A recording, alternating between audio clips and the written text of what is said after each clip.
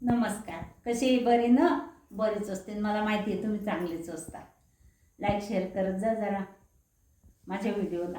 हे बघा, आज मी घेतली ही अर्धा किलो मिरची घेतली. ही अर्धा किलो मिरची अशी हे तिखट नाही आहे. मग तिखट का नाही घेतली मी की हे लोणचं अगदी चवदार आणि चांगलं होते. लोणचं म्हणा का ठेचा म्हणा, खूप छान होतो याचा. म्हणून मी थोडी फिक्कीच मिरची घेतली आहे. तिखट मिरची घेतली तर जास्त खाल्लं तर समजा खराब होईल, तब्येत संडासी लागतील. म्हणून मी हे मिरची फिक्की घेतली आहे. तर हे फिक्की मिरची मी बाजारातून आणली, हिला धुवून टाकली, हिला कपड्यानं पुसून घेतली आणि खूप कोरडी करून घेतली आणि फॅन खाली ठेवलं सकाळचं. आणि आता मी हे कापते. तर अशा प्रकारे मी कापते. हे बघा, हे असे तुकडे तुकडे करून घेते. याचे मोठे मोठे एक एक अर्धा अर्धा एक एक इंचाचे हे असे तुकडे करून घेतले मी सगळ्या मिरचीचे. हे बघा, अगोदर याला पाण्याचा शितोडा लागू द्यायचा नाही, कारण हे 8 दिवस बी टिकीन, 15 दिवस बी टिकीन. तुमच्या घरात जसे खाणारे असतील तशी ही मिरची टिकीन, महिनाभर बी टिकू शकते कोणाकोणाची. आणि हे जास्त बनवायचीच नाही. जेवढी संपतील ना 8 दिवसात किंवा 15 दिवसात तेवढीच बनवायची.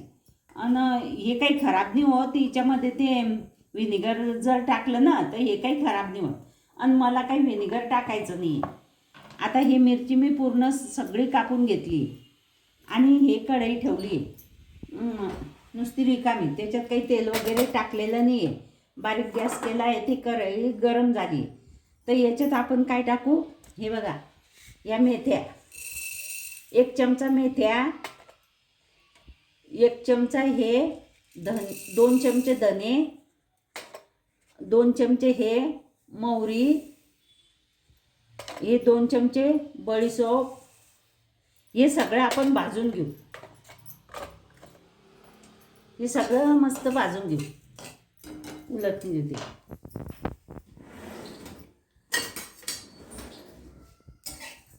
भाजून म्हणजे थोडंसंच भाजायचं की हे कडक झालं पाहिजे, असं भाजून घ्यायचं. ते तळतळायला लागलं की गॅस बंद करून घ्यायचा.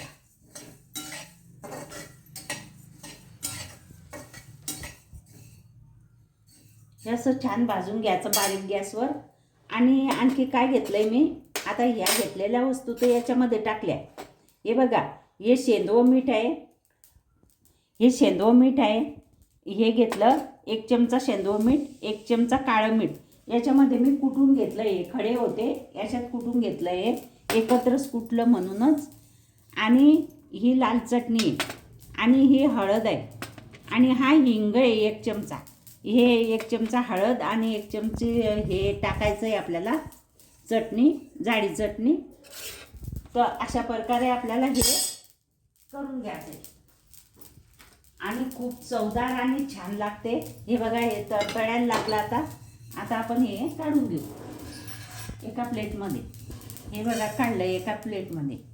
आता हे थंड होण्यासाठी राहू देऊ. आणि या कढईमध्ये आपण तेल टाकू. तर तेल बरणीमधून टाकायचं नाही, कारण मी काय करते, झाकणामध्ये तेल घेते पोळ्यांना लावायला. आणि ते पोळ्यांना लावणं झालं की तेच तेल त्या बरणीमध्ये उभरते. म्हणून ते पिठाचा हात त्या झाकणाला जातो. म्हणून मी या कॅनमधलं तेल टाकते. हे बघा, अंदाजे मी एवढं तेल टाकलेलं आहे. 3 पळ्या टाकलं हे तेल.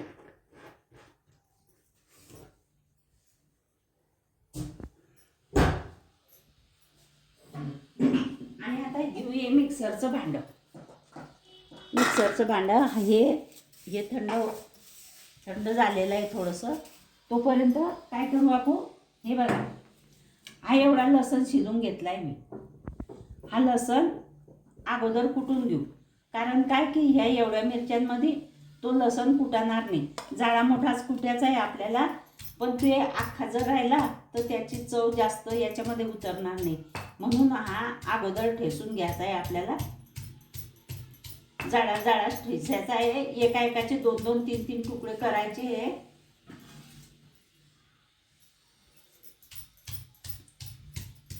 तोपर्यंत कढईमध्ये तेल गरम होते आणि हा लसूण कुटून झाला आहे.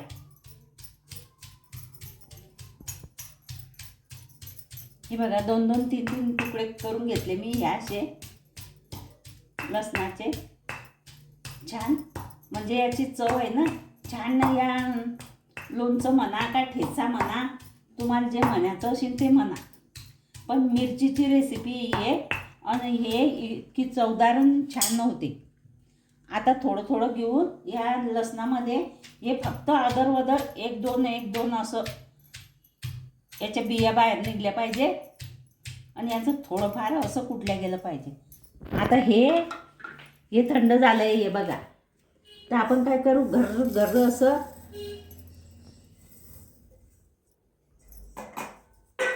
थोडंसं असं बारीक करून घेऊ.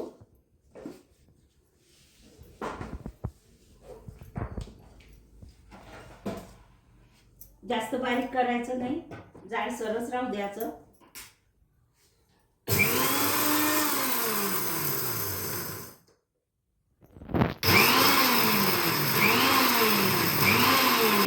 आणि याच्यात काय करू आपण 1 चमचा साखर टाकून घेऊ. हे बघा 1 चमचा हे साखर टाकली आणि थोडीशी 1.5 चमचा टाकली. हे साखर पण आपण याच्यामध्ये घर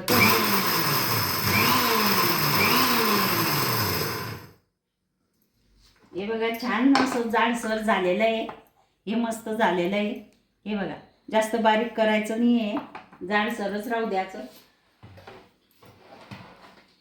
1 चमचा मी मेथे घेतलेले आहे याच्यामध्ये आणि बाकी सगळं 2-2 चमचे घेतलं आहे. तर हे असं आता आपण ठेसून घेऊ. तोपर्यंत हे तेल गरम होते. असं हे बघा हे तेल मी कढईमध्ये तापायला ठेवलं आहे आणि ही मिरची छान मी अशी जाडी जाडी कुटून घेतली आहे. हे बघा कापून घेतली आणि अशी कुटून घेतली मी. याच्यामध्ये मी लसूण कुटला आहे. आता आपण काय करू, हे तेल तपलं का पाहू. हे बघा तेल छान गरम झालेलं आहे. आपण गॅस बंद करून देऊ. गॅस बंद केला. आता आपण काय करू, ही मिरची ना या कडक तेलामध्ये टाकून देऊ. हे बघा या लसणाचा कच्चापणा चालला जाईल.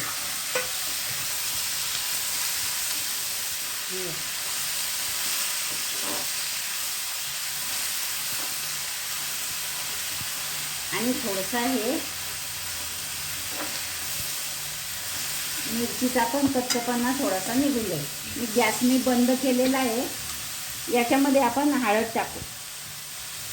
हे बघा हे 2 चमचे हळद टाकते मी याच्यात. हे 2 चमचे हळद टाकली. हे लाल चटणी जाडी चटणी हे टाकते 2 चमचे आणि हे छान खालचं वर एक करून घेऊ. म्हणजे हे कच्चापणा याचा निघून जाईल.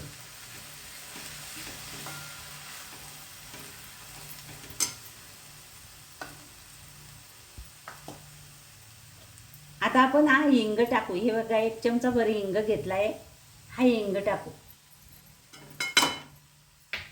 आता हा बारीक केलेले जिरं लसण जिरं धने मोहरी हे सगळं बारीक केलेलं साखर याच्यामध्ये टाकून देऊ. हे बघा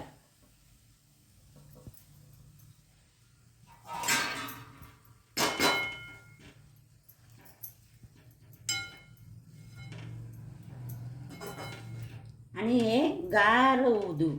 छान असं एकजीव करून घेऊ. 1 निंबू कापते मी. 1 निंबूचा रस याच्यात टाकायचा. तुम्ही जास्त जर केलं तर तुम्ही व्हिनेगर टाका. मला व्हिनेगर टाकलेलं आवडत नाही आणि आम्ही व्हिनेगर वापरत नाही, म्हणून मी व्हिनेगर याच्यात टाकत नाही. निंबूचा रस टाकते. निंबूचा रस टाकेन. आणि हे बघा हे काळं मीठ आणि शेंदवं मीठ हे एकत्र मी 2 खडे घेतले आणि एकत्र कुटले मी शिलबत्त्यामध्ये आणि हे पण टाकते याच्यामध्ये आणि याला पण एकजीव करून घेते छान. हे या चमच्यामध्ये अटकते. या चमच्यानं काही होत नाही ते व्यवस्थित. मी या उलटणीनं करते. हे बघा, हे मीठ वगैरे सगळं टाकलं याच्यात. आता ते आपलं चांगलं मीठ टाकायचं आहे याच्यामध्ये फक्त, आणि लिंबू.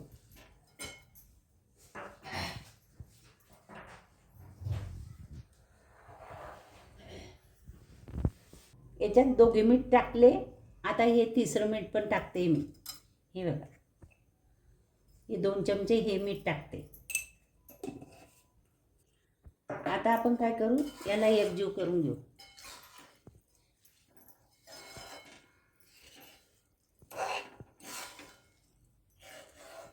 हे छान एकजीव झालेलं आहे. आता आपण काय करू, या एका निंबूचा अर्ध्या निंबूचा रस काढू. आणि हा निंबू खूप मोठा आहे म्हणून, नाही तर तुमच्याकडे जसा निंबू असला ना तसं 2 निंब 3 निंबू घ्या. हे बघ, माझा निंबू किती मोठा आहे म्हणून मी हा अर्धा निंबू टाकते. या अर्ध्या निंबूचा रस बिया काढून घेतले आहे मी. आणि ह्या अर्ध्या निंबूचा रस पिळून घ्यायचा छान. ही एक बी पडली याच्यामध्ये, ती खोलशीन, ती मला दिसली नाही म्हणून ती पण पडली.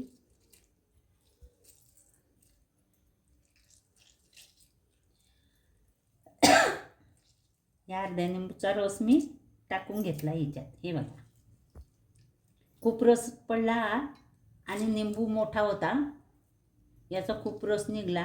आणि हे जर टाकलं मी तर जास्त आंबट होईन ते. आणि आता हिवाळ्याचा दिवस आहे, मी तो निंबू काही टाकत नाही तिच्यात, अर्धाच टाकते. आणि हे बघा, हे छान असं एकजीव करून घ्यायचं. आता कढई अजून गरम आहे. आता ही कढई झाली थंडी की आपण काय करू, झालेलं आहे. आता हे थंड झालं की आपण या बरणीमध्ये, असं नाही करत झाकण, हे फट्टे असते, या बरणीमध्ये भरून ठेवू. आणि छान 8 किंवा 10 दिवस हे लोणचं आपल्याला टिकते. हे काही तिखट मिरची नाही आहे, ही छान फिक्की मिरची आहे. आणि हे लोणचं म्हणा की ठेचा म्हणा, हे तोंडाची चव वाढवणारा तयार झालेला आहे. आणि हे छान लागते. असं लोणचं तुम्ही पण करा, तुम्ही पण खा आणि मस्त मजेशीर राहा. पोट भरून जाते. भाजी नसली, भाजी कमी असली, भाजीची चव खराब असली तर हे तोंडी लावायला अगदी छान लोणचं आहे.